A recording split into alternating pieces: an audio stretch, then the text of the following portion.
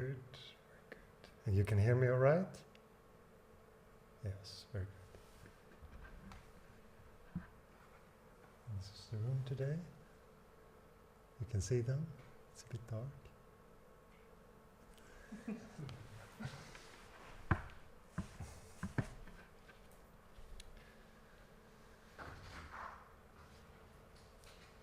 Oh, and can you turn off the fan? The fan? Ja, ska jag stänga av den? Yeah. Och så får vi se till. Kanske öppna lite här. Det är lite vatten.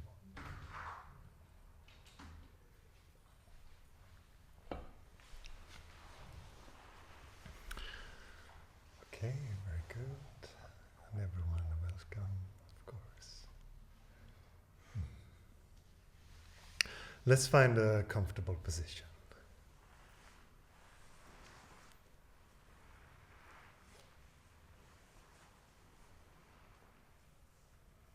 You can close your eyes.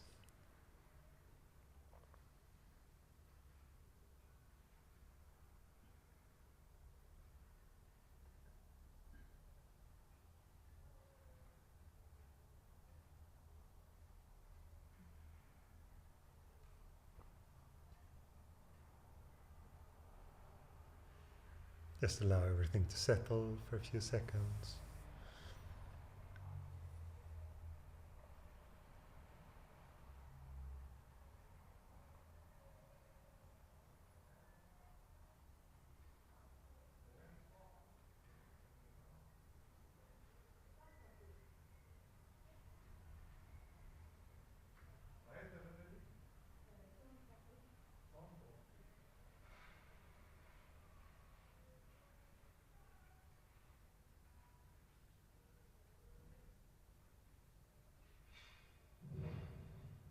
And just recognize the body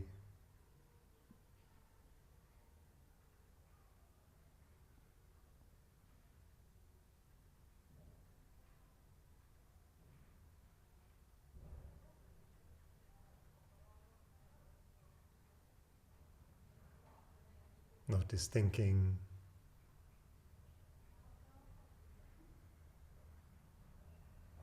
what comes through the senses.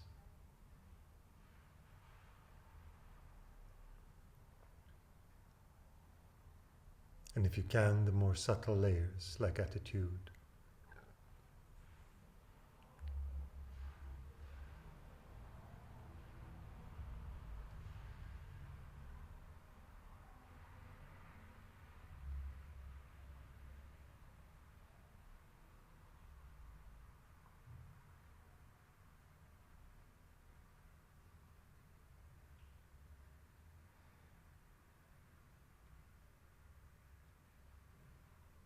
And with the awareness of this,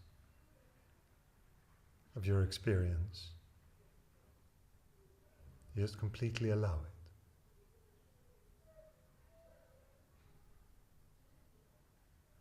And on the level of thought, that means not to engage, not to dismiss, to completely allow. The movement of thought can come. Just recognize the movement of it, and you will see that it goes.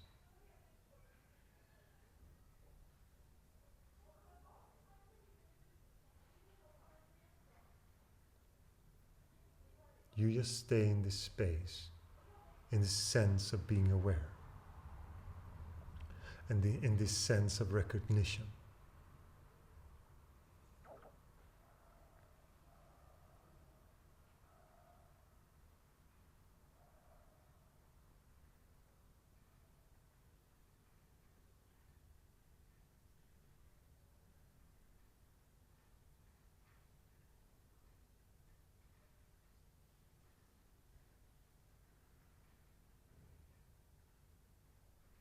Allow thoughts to come and go.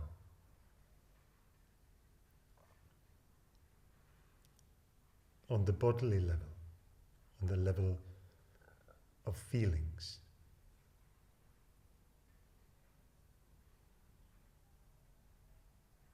it's to allow them completely.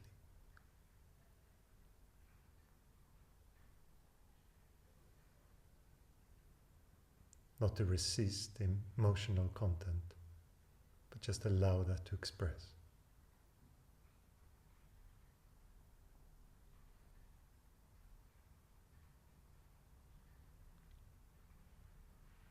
Most of us are unaware that we suppress emotions.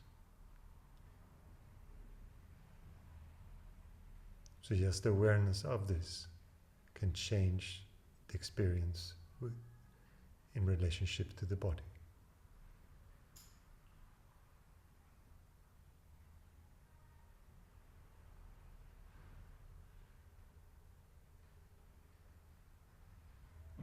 Usually the habits of suppressing emotion runs deep.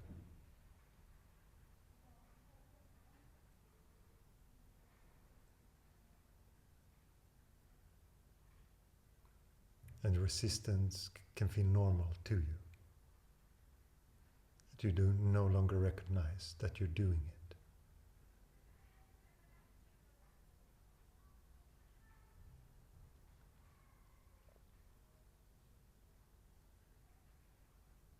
But in this alert awareness, there is the space to just allow emotions to happen.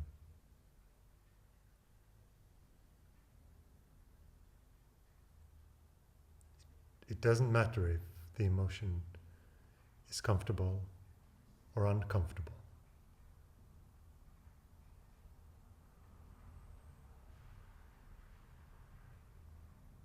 You allow the expression of it.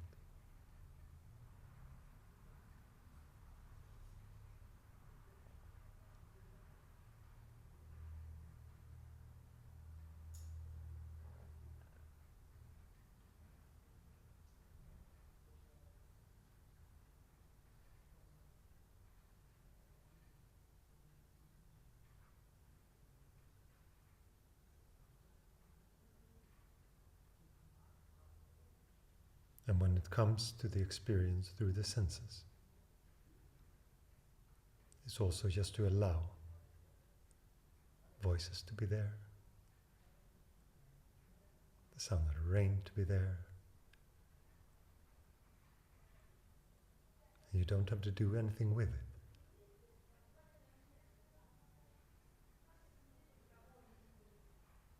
You just allow the expression of that sound to happen.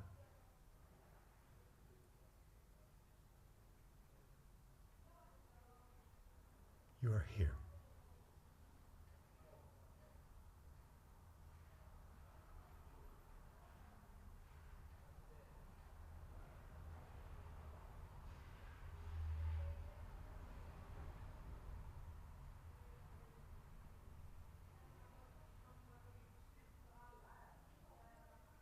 You just come back to this recognizing state.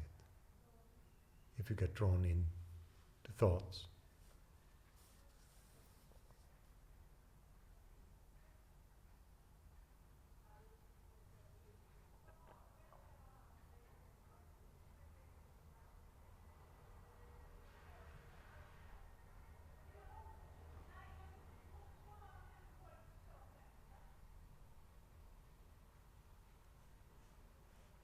the Sufis say that you should be like a reed flute.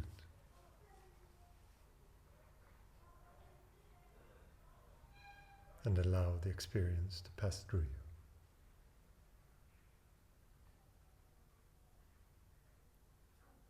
Allowing everything, but keeping nothing.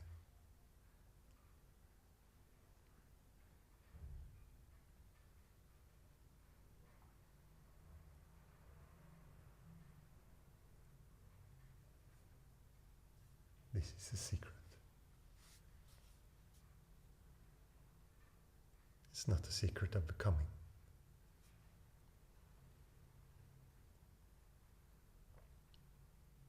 It's just the secret of staying as you are. Not touching the content of the experience. No need to make assumptions.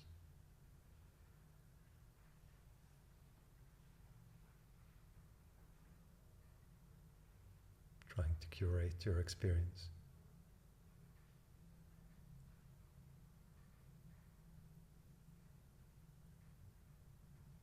Just allow it to unfold.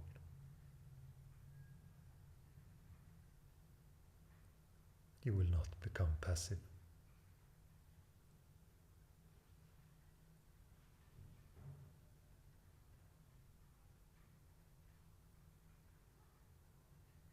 This spaciousness will fill you with life.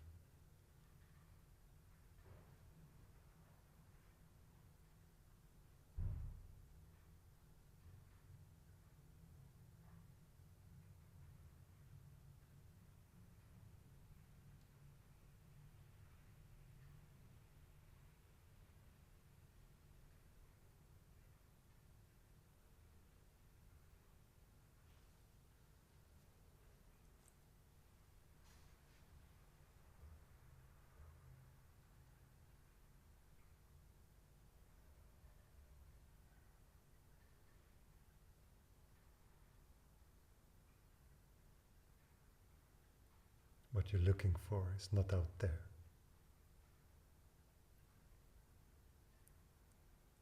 It's always been here.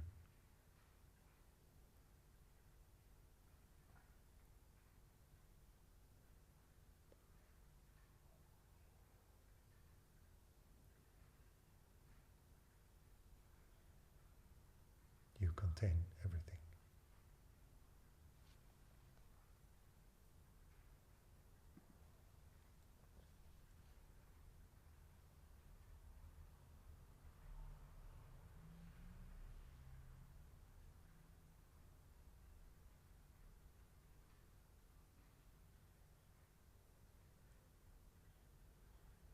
You are the vastness of being. You are expansive and spacious.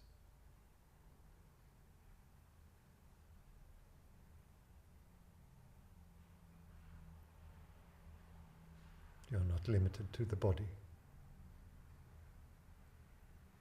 You're not even limited to experiences.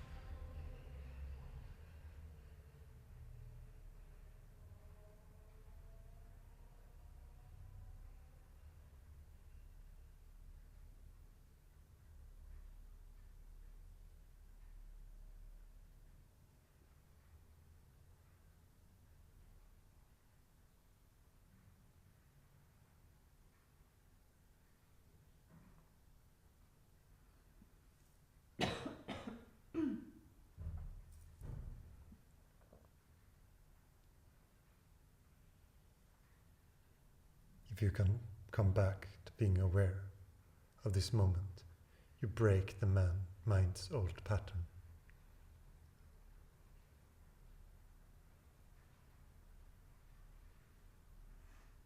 You have to be patient with this. There are many patterns, so many beliefs, so many ideas of the person in relationship to thought.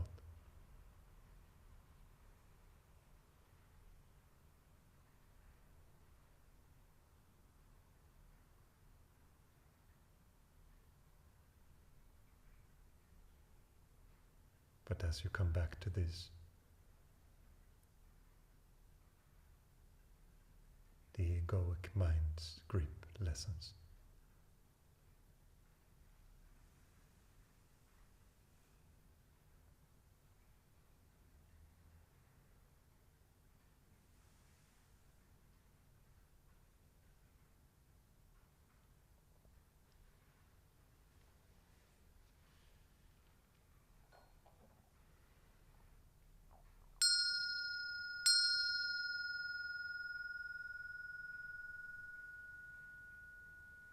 The bell rings, the eyes open.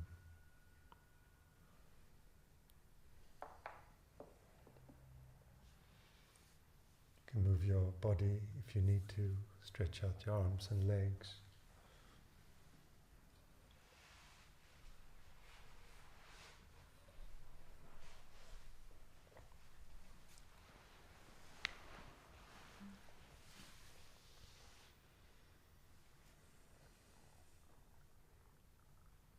Och så kan du öka ljuset lite.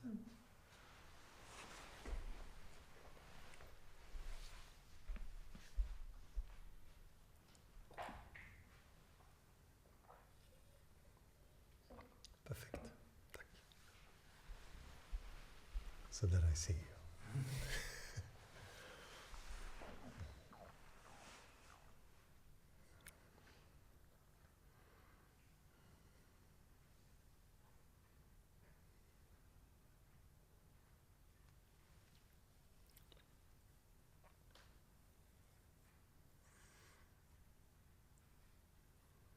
It's very easy to go into ideas of getting rid of the ego. You start to understand what creates thought in your mind, and you see the pattern of belief in your thoughts. You see the pattern of belief in emotions, and this idea of the person is suddenly clearer.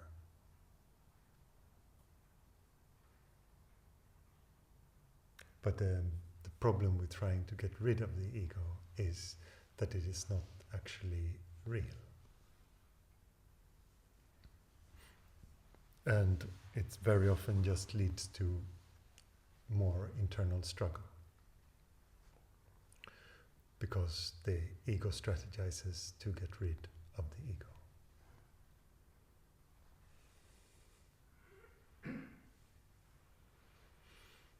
Or it becomes a spiritual ego that thinks it's superior to the original ego. And all this kind of interplay.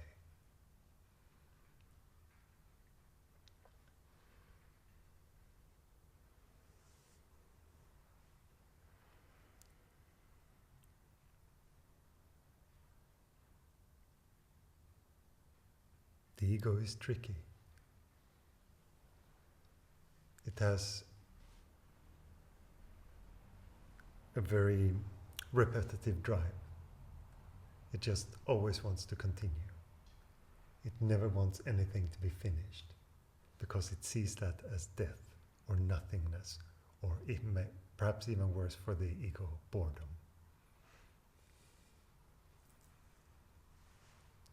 Because also in that nothing happens is to the ego worthlessness.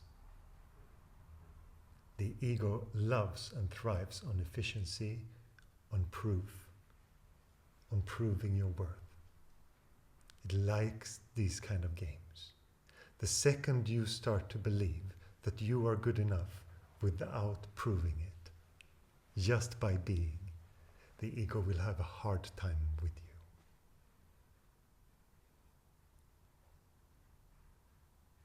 And that, what I just said, is just the definition of real self-love.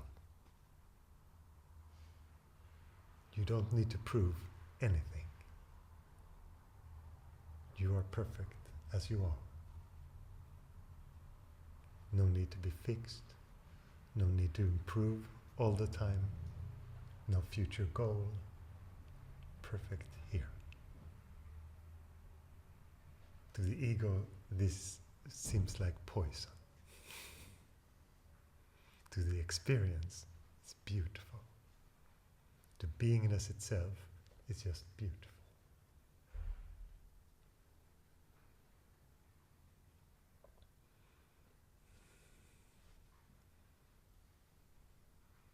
Just be with that a little bit. The whole sense of all these ideas. We just make an experiment here. All the ideas of what you are and what you need to prove yourself to be okay. Just allow that to fall away for now. And even if it's just imagination on your part, just assume the role that everything is exactly as it should be.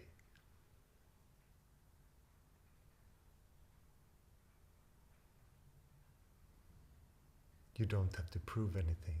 You don't have to become anything. It's just here. This is it.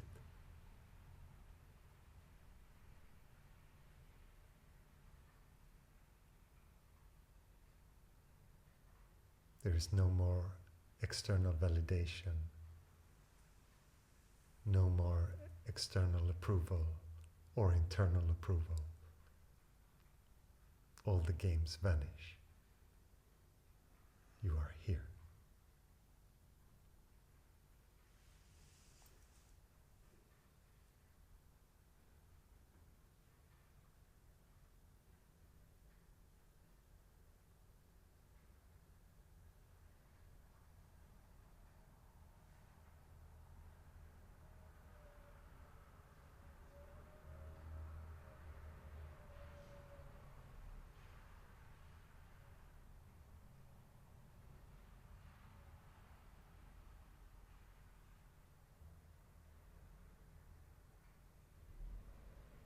What does the mind do in this exercise?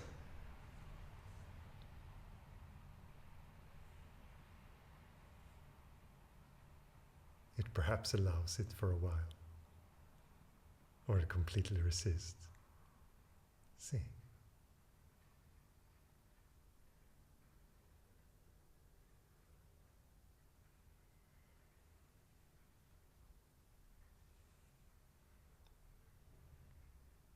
What if you are the source of your experience? The thing that you have read and heard about, that sages and monks and nuns in all times have been looking for.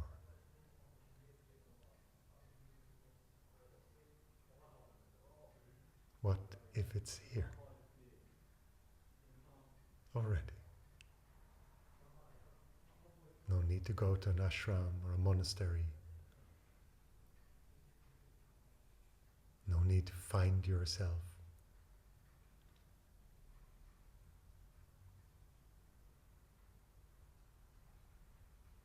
Maybe it's hidden in allowing this moment to be as it is.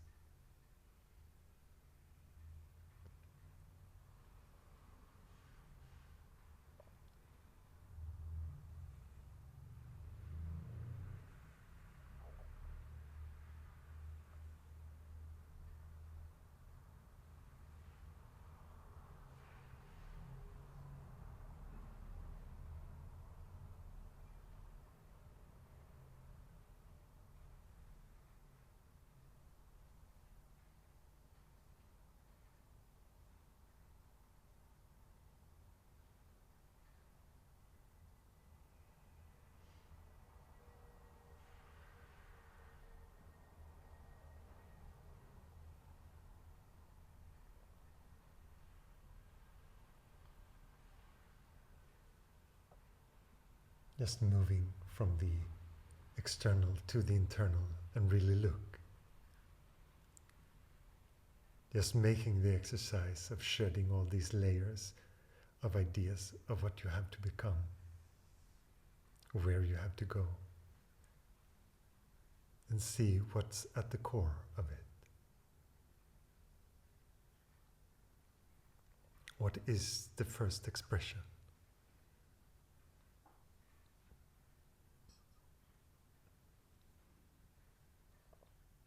What's beyond the layers of identity and belief and desire?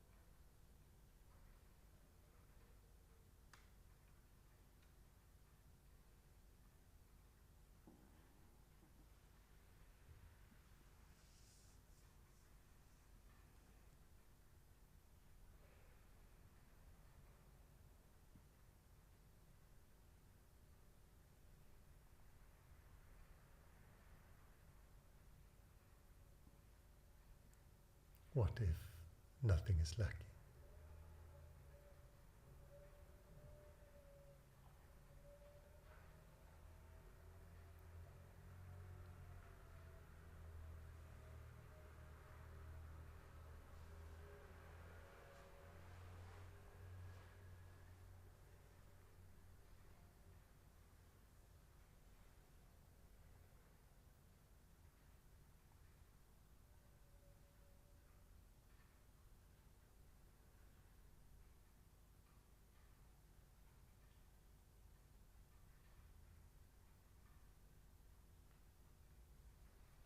And if we stop this meditation, if we stop this exercise, is there any change?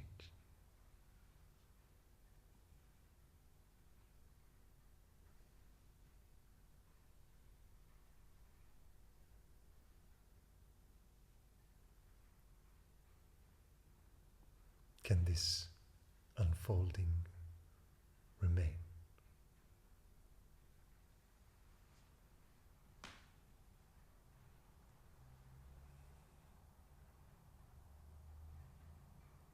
Can it continue with open eyes?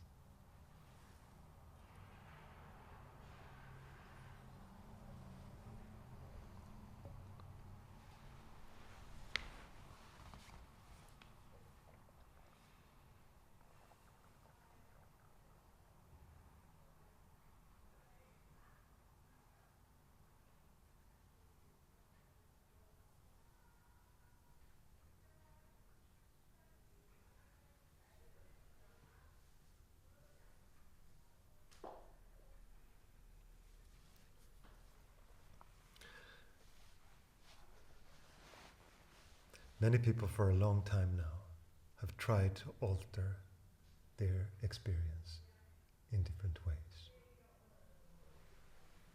to come in contact with this spacious part in us. In different times and in different parts of history, people have tried all kinds of things.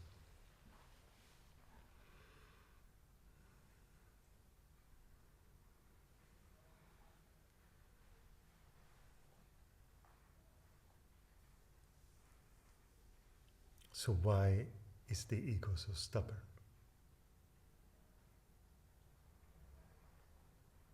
Why does it seem to be very few people who come to a deep sense of peace?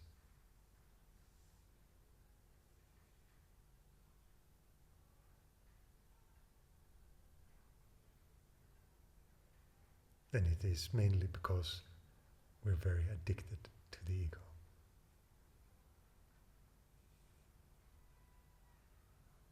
In spirituality, you can think of it, you might think of it as an enemy or an opponent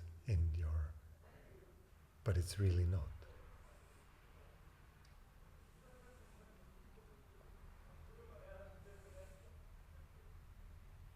The one who wants to do that polarization is the ego. And when I ask you to look as awareness upon the experience, it is not in the game of the ego anymore.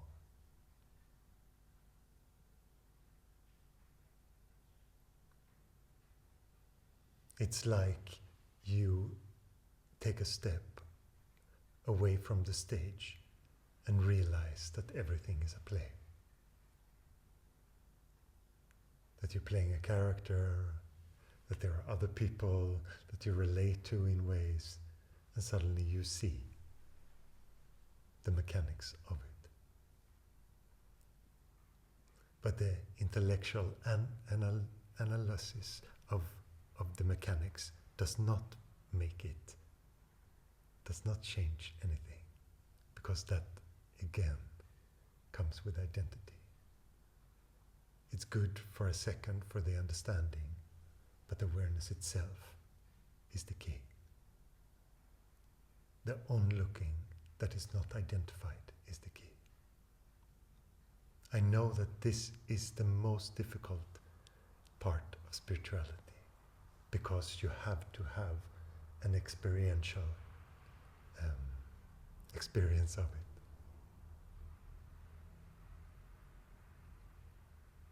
Otherwise it sounds like an empty philosophy or just words.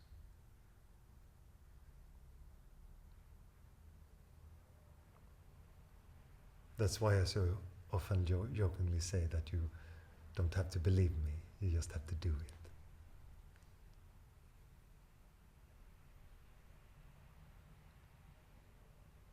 And when we come back to that,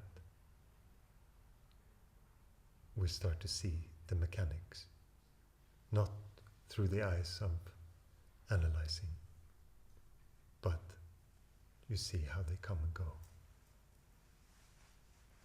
How the addiction of the idea of I continues. How that leads to all kinds of addictive behavior.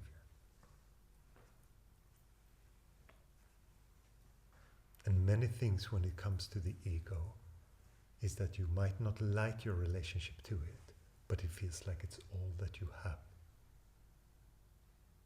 And without it, it's scary spacious. You don't know where to go. You don't know where to look from. And this is where trust comes in. That's why at first you can be very logical, very methodic with your practice. And at some point it feels like all these efforts doesn't matter. You just have to trust. Because the experience just happens.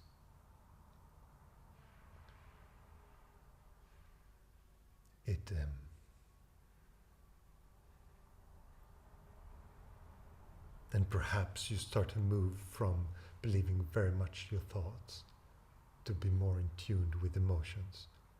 But unfortunately, the emotions also deceive you in this. Because when the ego starts to get very little space, the emotions will say, we're disappearing. There's nothing left. They can even feel like dying.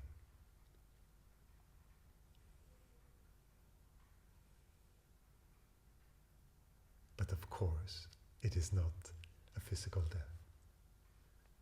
It is just that the ego does not have all that space anymore.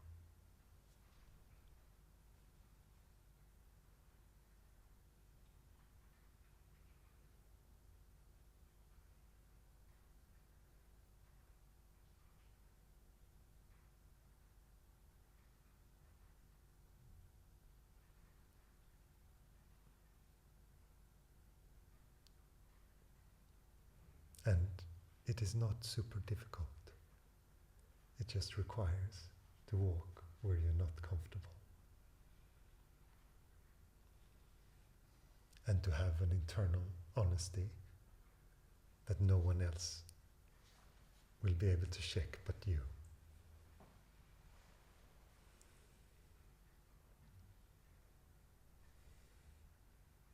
Those are the challenges. It's very easy to bail. It's just saying, I want to hold on to the ego again. I want something. I don't want this nothing. And you're again identified as the idea of the person.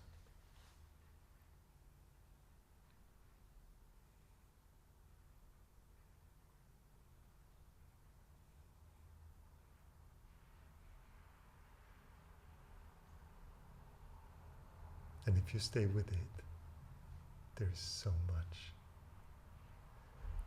much peace. It's overwhelming.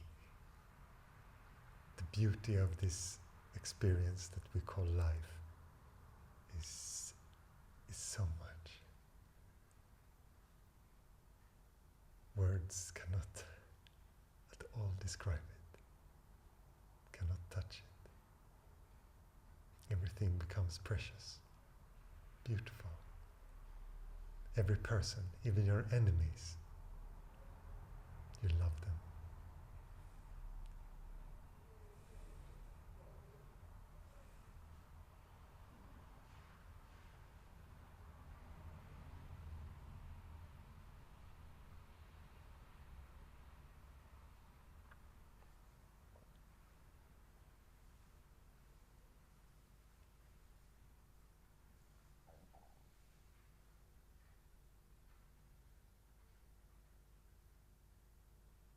And the paths forward are so various.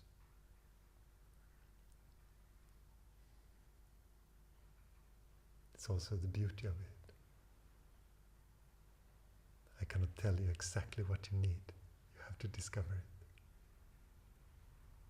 And at some point you might need something very superficial. You might just need words of encouragement or something very simple. Or just be in the presence of silence. Just see the expression of love that comes from silence.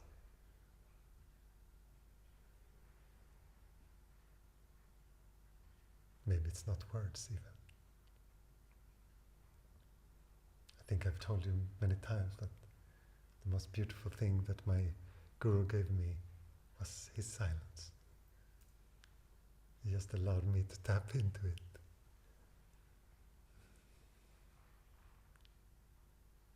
It's such a strange thing to say if you don't understand what that means.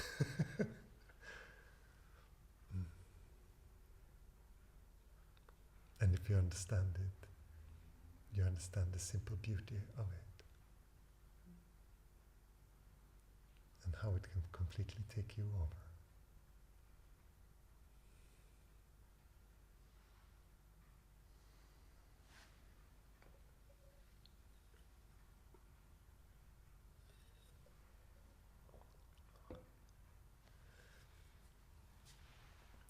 Is there any questions today?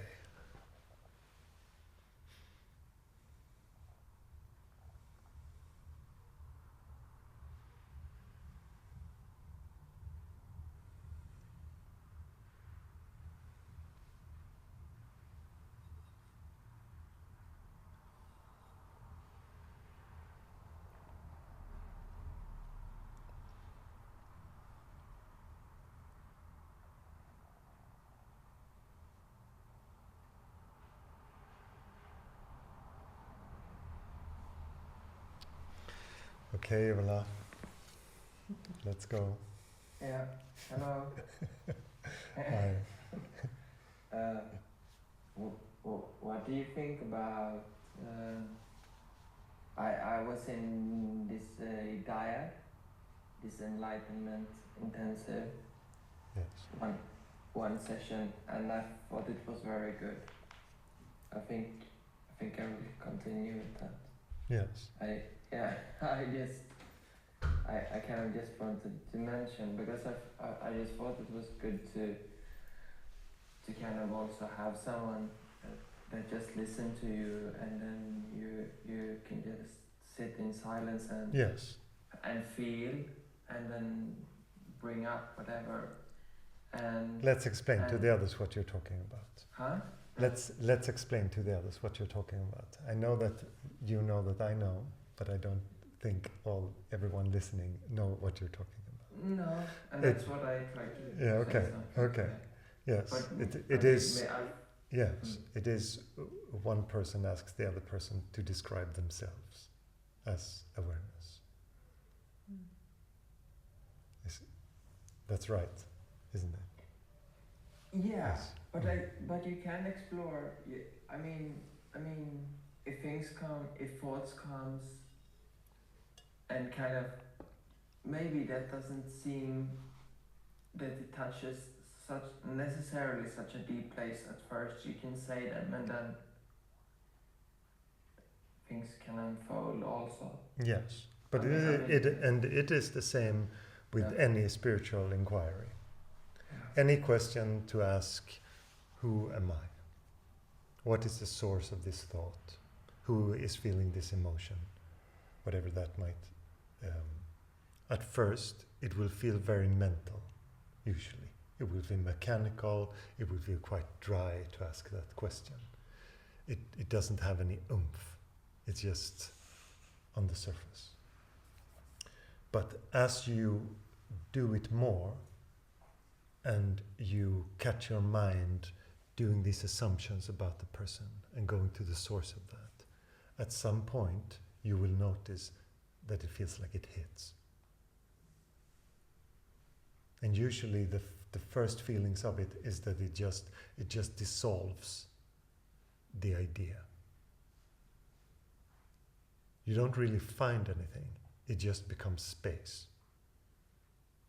This is the beauty of inquiry. My teacher said it was like you have a thorn in your finger and you take another thorn to remove that thorn, and then you throw them both away. So the mind proposes something and you say, to whom does this happen?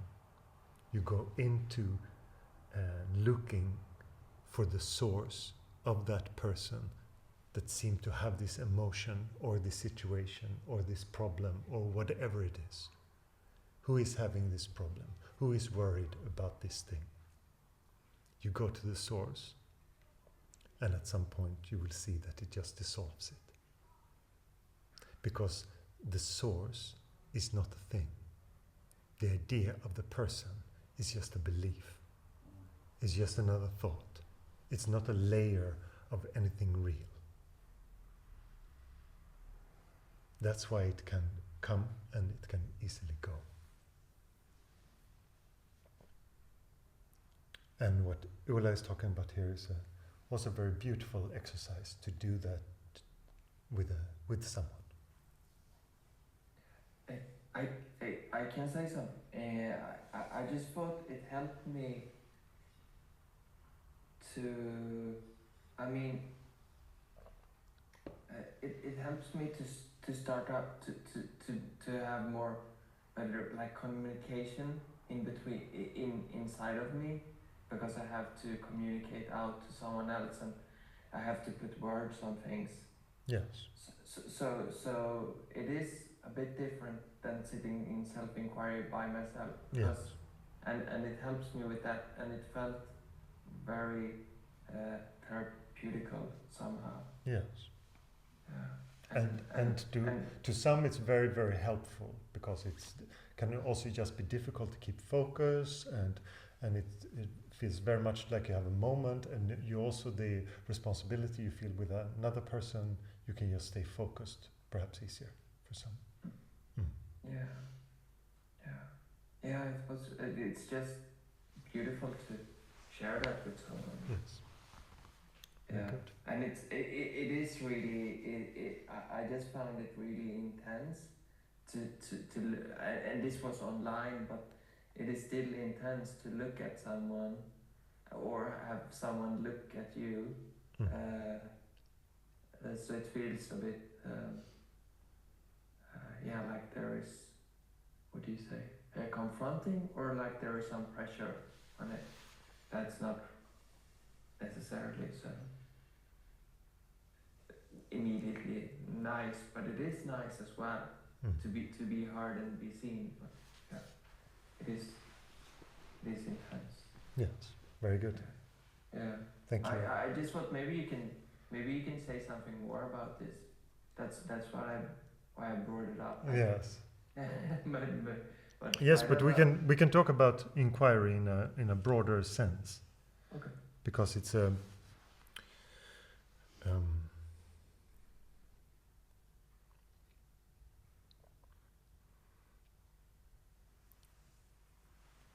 and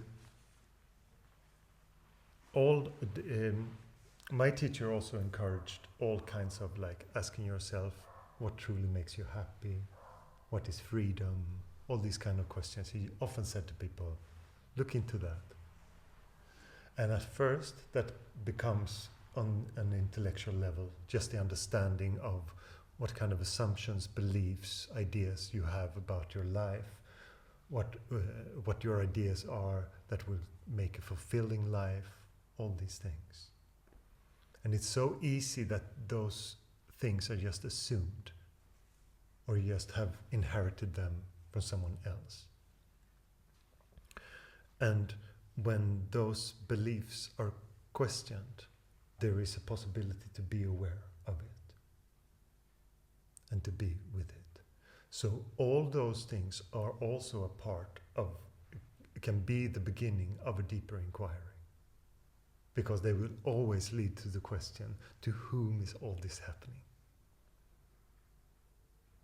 You can have 1,000 ideas about the world, or the things in the world, about science and politics, and there's so many extremely deep subjects you can go into during your lifetime.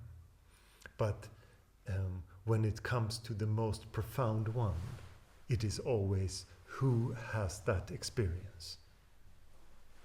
Who is the one going out in the world doing things? Who is the helper? Who is the doer? Who is the one relating to others as others? And really look into it.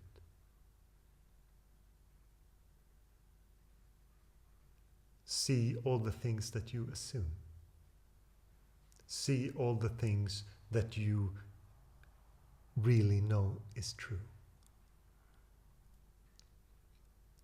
And they are, to most people, very, very few things, if you are really honest. What is the source of this experience? Who are you? And when you start to look at those things, you will say, yes, perhaps I'm a construct of my thoughts, but perhaps it's not good enough. Or I think, or all kind of speculation. What do you really know? Then it starts to come down to, okay, I am. I experience, okay. Okay, good. But it starts being increasingly difficult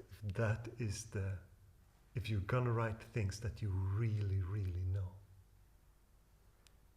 Can I ask? Yes.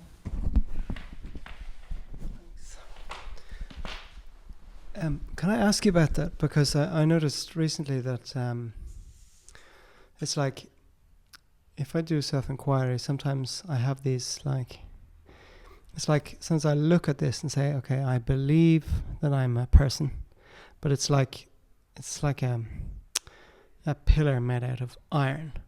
It's like this belief is like strong. Like I have other beliefs I've noticed like that. I have a belief that I'm better than people. This is also, I can look at it, I know it's crazy, but it's like made of iron. And if I just look at it and just like let it be there, I can just see that. Like I can see this is just a belief, I know, but it's like really solid sometimes. Yeah. Do you have like, I feel like maybe I just need to like let it sort of dissolve naturally or something, but yes, maybe the awareness of it as that strong, that this is a solid belief, a foundation of what I take this experience to be. Just the awareness of it has already started to change it. Because the unaware belief, that is what can, when the ego keeps you in the dark, then it can just continue. So that's why awareness is so important in this. Because as soon as you start to see that, there's a question. Even if you say, I'm strongly identified with the body, I'm strongly identified with this idea as the person. But in glimpses, there's something watching the idea of that strong belief. And suddenly, there is a doubt. Because there is a watcher and there is something very strong and solid being watched. And suddenly, it's not one plane anymore. It starts to be one thing looking at another. And this is the first separation of the mind that is needed. This is what we call the first step of meditation, is to observe and starting to relate to it and coming back to just looking. And you might think, yes, but I'm not doing anything in that looking, so this solidity will be there. But if this solidity it will already at this moment is already in the zone of doubt. Since you can watch it, it cannot be that solid. It cannot be you. And when that doubt starts to set in, it starts to dissolve. And even if it feels like iron, it can still rust and erode. It might take some time. You might have to come back to it and come back to it, but it will wither. Because it can never stay anymore. You have already opened the door. You understand? You have opened the door to that spaciousness that awareness brings. And that changes everything. This is the most powerful thing in the experience, is that awareness. Coming back to it again and again. In the beginning, the mind says, the ego says, what can that little awareness do? It's not really doing big things in the world. It's not changing the political climate or the climate or anything. It has no effect, the ego would say. So that's why many people feel like they have to go to strategies, they have to improve, they have to fix, they have to heal, they have to do all these things, because just awareness itself it feels so powerless to the ego. But the more you come back to this awareness, the more it is revealed that that is the whole experience. Everything is that. The ego that says that awareness is nothing appears in awareness. It is lesser than. All the experiences are lesser than.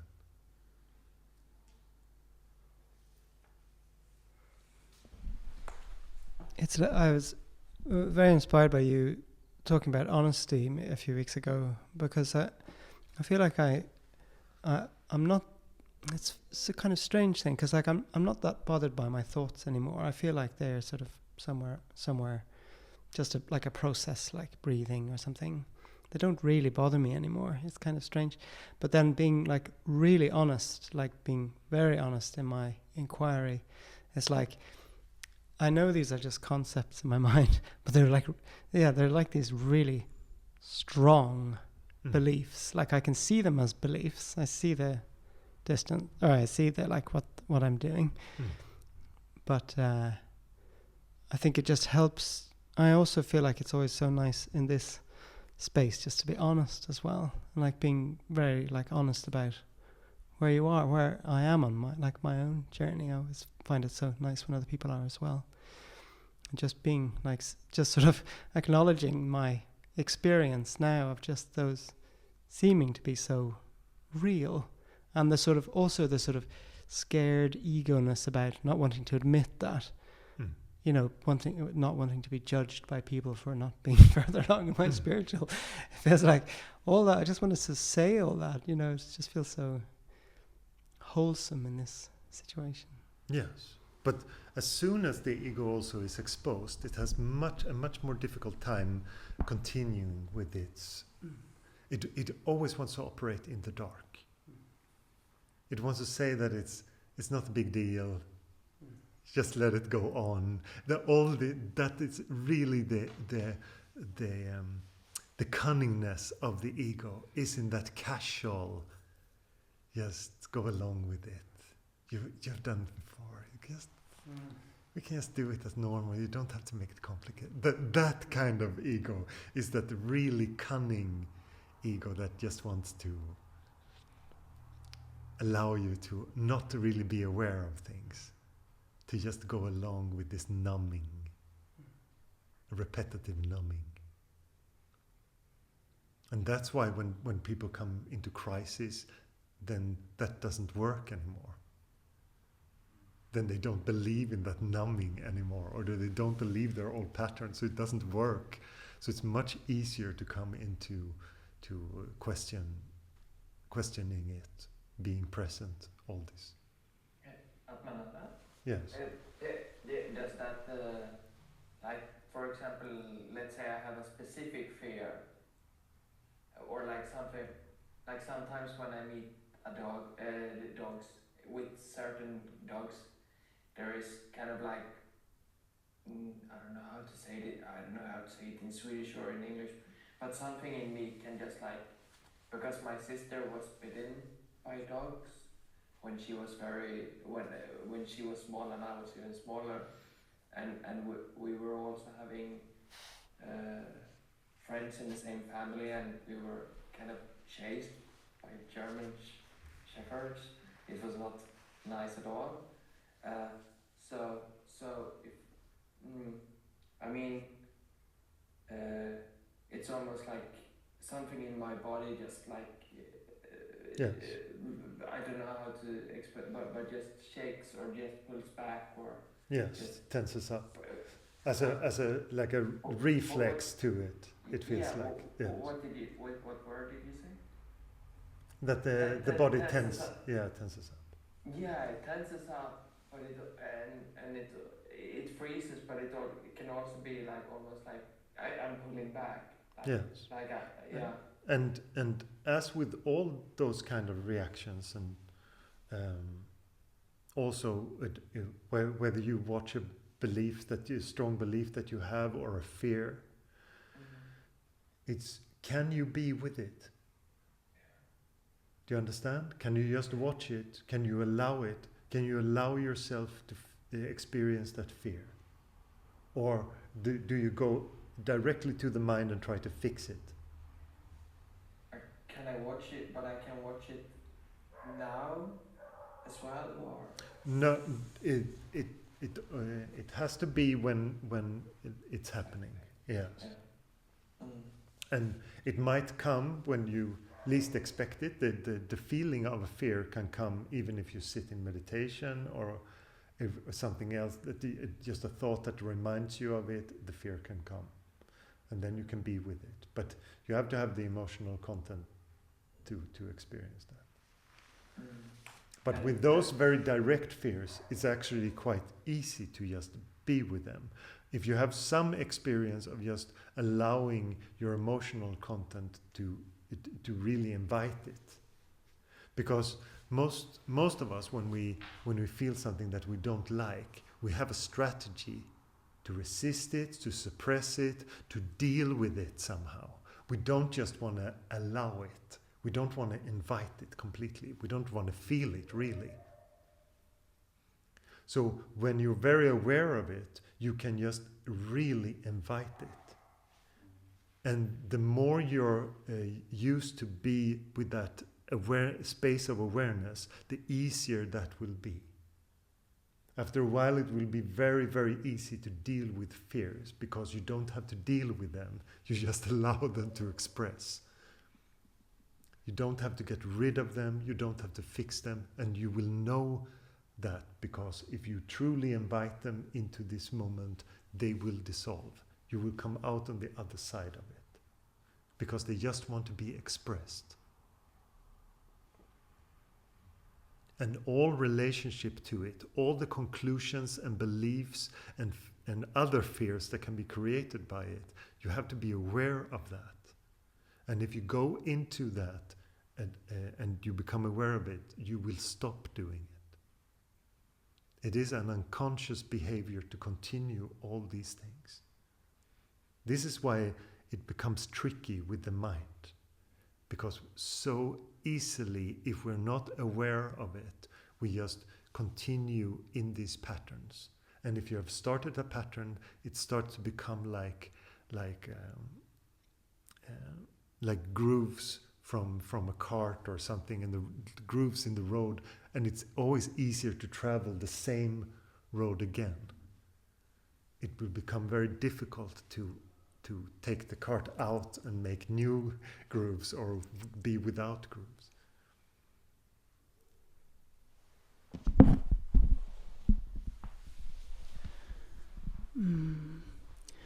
Speaking of fears, I've been thinking a lot lately about fear because I've been feeling that emotion a lot. And I have noticed that I am really like closing myself to the person that have made me feel this fear or something they have said, and I have felt this very, very strong fear. And I have tried to like sit with it and feel it and like really be with it, but I have noticed that I still like I'm closing my heart and I'm closing myself to that person. Mm. And I have been thinking a lot like, how can I do different? Because I don't want to close myself. No, I understand. But do you feel strongly that the fear comes from the actions of that person? Yes. Yes. So it's very strongly identified with that. Yeah. And when you go to just feeling, but how do you see the pattern of it? Do you recognize this fear from other instances? Is it a reoccurring fear? Yeah, I don't know really. I don't know if I recognize it from something else. Yeah. Do you have a pattern of it? I don't know, because I think some of them has been quite new to me. Like I've been surprised, like why am I so afraid now? But it has been so strong. Yeah. But maybe there is a pattern that I just haven't seen. So. But it can also, the emotions can feel very strong if there is openness. It's like it just amplifies the whole emotional content. If you have less defense, that's why people build defense. That's why they numb themselves with defense and smooth things over or point fingers, all these things, all these kind of defenses, because it's too much to feel just what is there. But the beauty of doing that and allowing that openness with it is that awareness again you can stay with it as awareness, and it can show its true nature, its transient nature.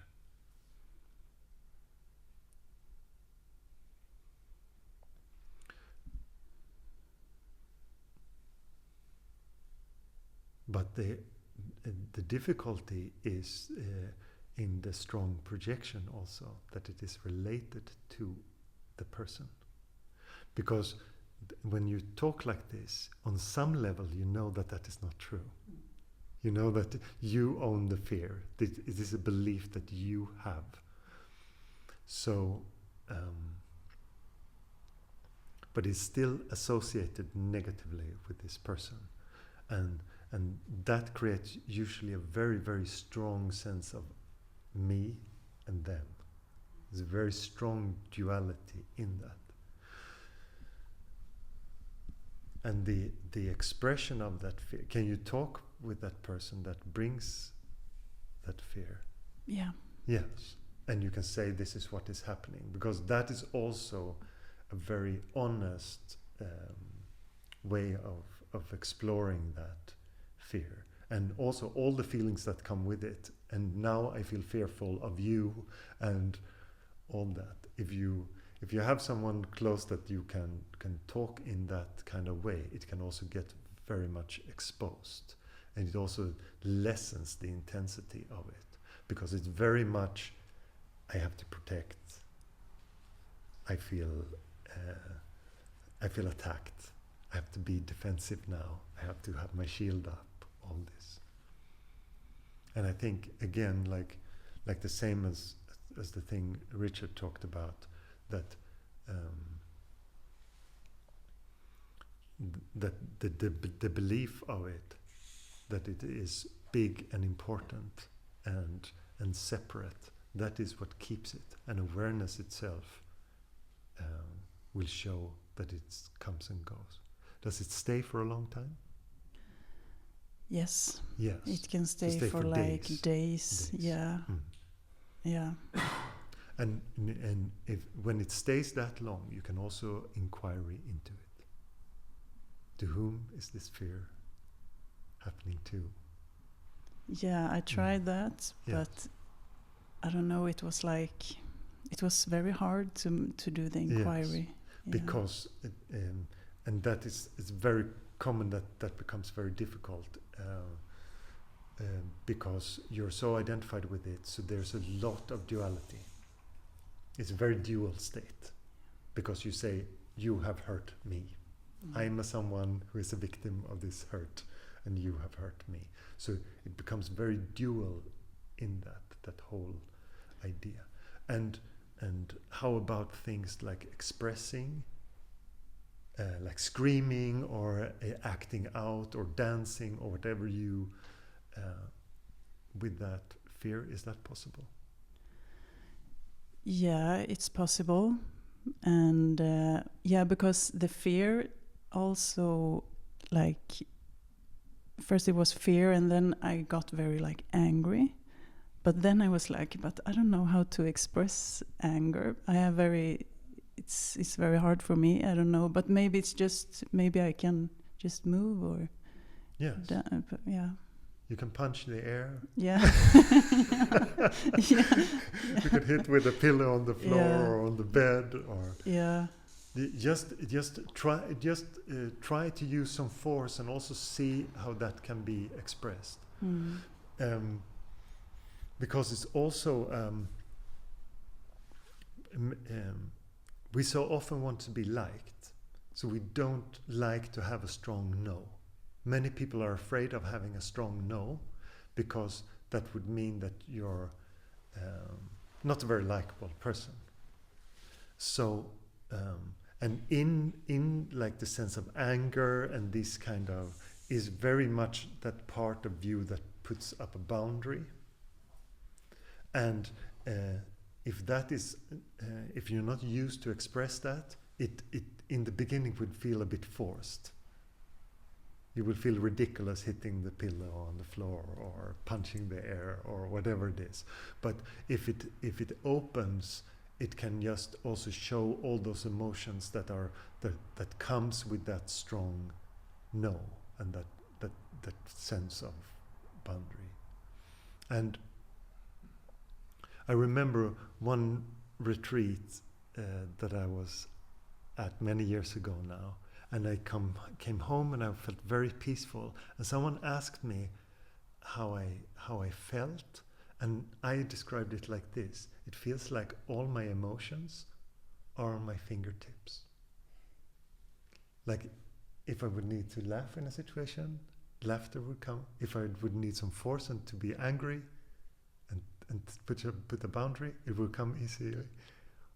Like all the emotions were so close, very easily accessible. And we often curate our mind to have, some of them are nice and others are not so nice, so we don't want to express those. But there's a lot of freedom in also the allowing of expression of anger, and especially in combination with no. And you will also be surprised that when you're very clear with people of how you feel about things and don't try to sugarcoat everything, that people will find that really relieving and really nice, because they will always know where they have you, and they know that you won't do things against your will.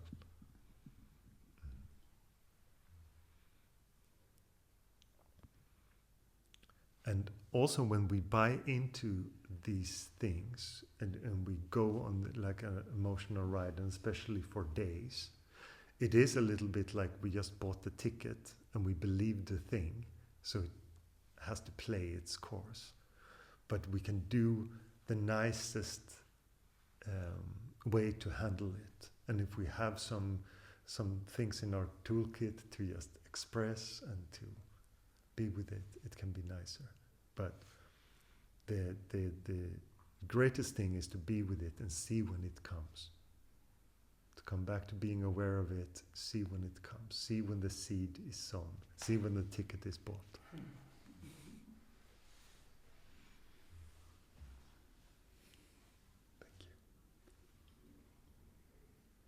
you. May I ask another thing about fear? Yes. So let's say you do some exercises that you feel strength by, and that makes you and that you come in contact more with your power. I mean, maybe then the fear doesn't seem so big, or it will be easier to be with them, or kind of like, this is what I'm thinking. Is it, yeah? Do you understand what I mean? Somehow. That say again, the fear. If you do exercises and kind of like come in contact more with your power or energy, then maybe the fears will seem not as big. Yes, it has to do with the whole relationship also to all your emotional content and your body. And it can change quite a lot just by observing the experience. If you start to sense that you can observe your emotional content and you can relate to it and you can really invite it into this moment, it changes. It completely changes. It is the difficult ones is the parts where you believe that it has an important role to play. Some people have a lot of excuses for their fears. They say that they're natural, or they have to be there, or all these kind of mental ideas with it.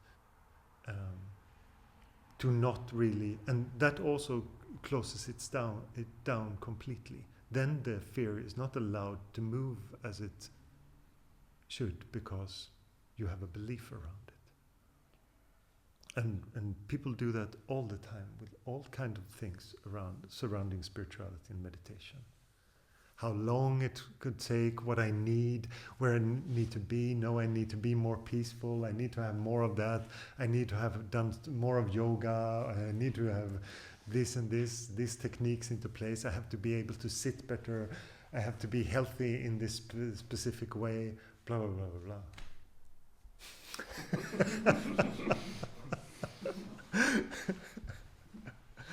And it's so easy to make that assumption also when you look into the what's spiritual teachers and the spiritual community. Everyone seems so healthy and happy, and you should be in a certain way, and you have certain kind of clothes or whatever. But for example, some of the most spiritual moments I had with some of my relatives, for example, was close to their death. Super present, can talk about anything. No subjects are taboo anymore. We can just talk completely freely because there's nothing at stake anymore. There's no need to hold up the pretense. And this is, thinking of my aunt, when she was dying in cancer, we had beautiful conversations. And she was not healthy. She was just on the verge of death.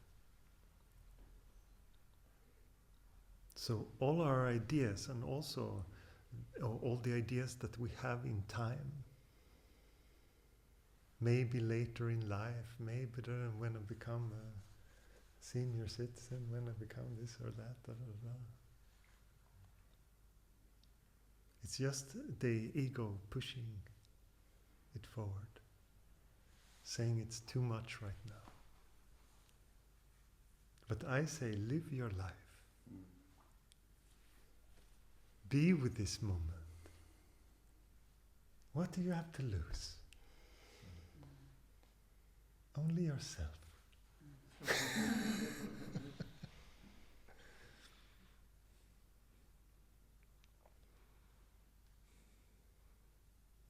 And then situations can still come, problems will still come in your life, things will still happen in many different ways, but they won't have that heaviness of, oh, my life is over, will never dig myself out of this. All those kind of very, very strong identified ideas. The thoughts of them might come, but they don't have any hold.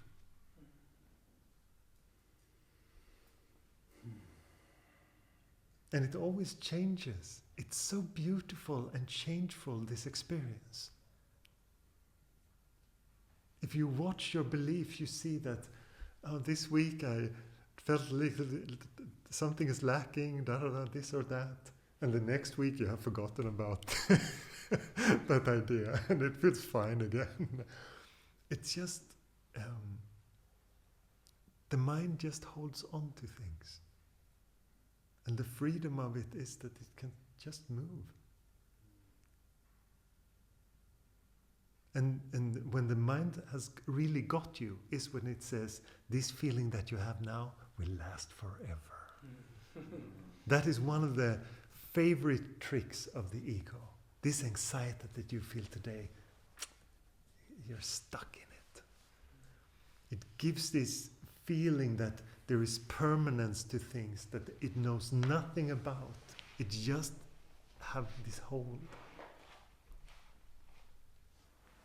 And in the acceptance of that simple acceptance that everything is transient, that everything is changeful, is just such a profound thing in life. It makes everything precious because you don't know. It's the beauty of not knowing. It's such a beautiful thing to not know. And when you look around the society, there's just a lot of people pretending that they know. They're so certain, they have the confidence.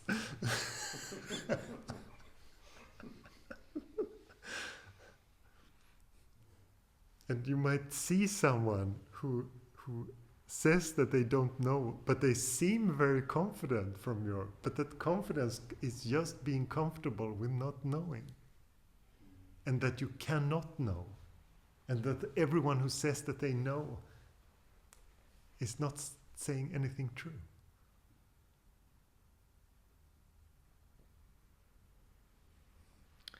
Very good. Do you have a guitar? Yeah. Yes.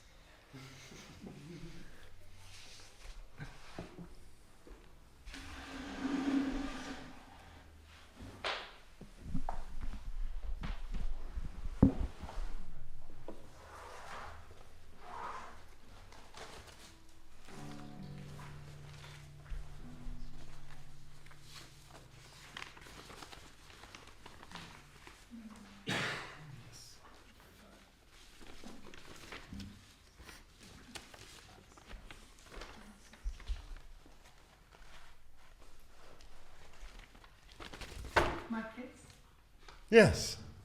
before you begin the singing, Yes. Hello. we are not usually able, we are not there and we're not able to be at the end in the snacket, the talking. Yes. We just wanted to share some news. Okay. We're moving to Malmö. Yay! So we see you soon. Yes. When are you moving?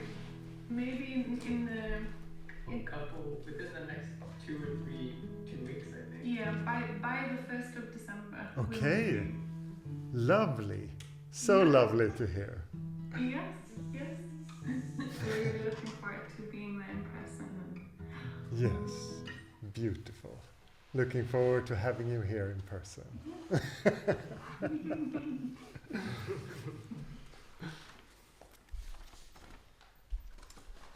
So what should we sing?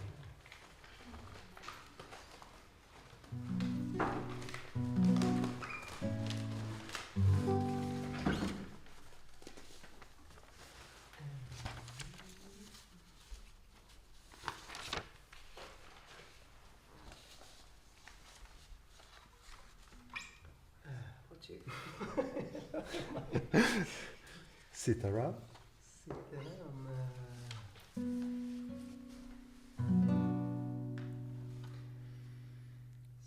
Sitaram, Jai Jai Ram, Sitaram, Jai Jai Ram, Sitaram, Jai Jai Ram, Sitaram, Jai Jai Ram. Sitaram, Jai Jai Ram, Sitaram, Jai Jai Ram, Sitaram, Jai Jai Ram, Sitaram, Jai Jai Ram, Sitaram, Jai Jai Ram, Sitaram, Jai Jai Ram, Sitaram, Jai Jai Ram, Sitaram, Jai Jai Ram. Sitaram, Jai Jai Ram, Sitaram, Jai Jai Ram, Sitaram, Jai Jai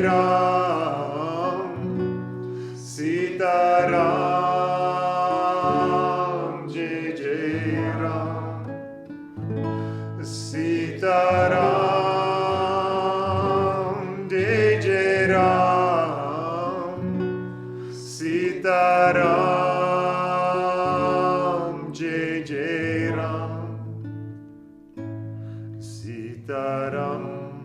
Sitaram, Jai Jai Ram,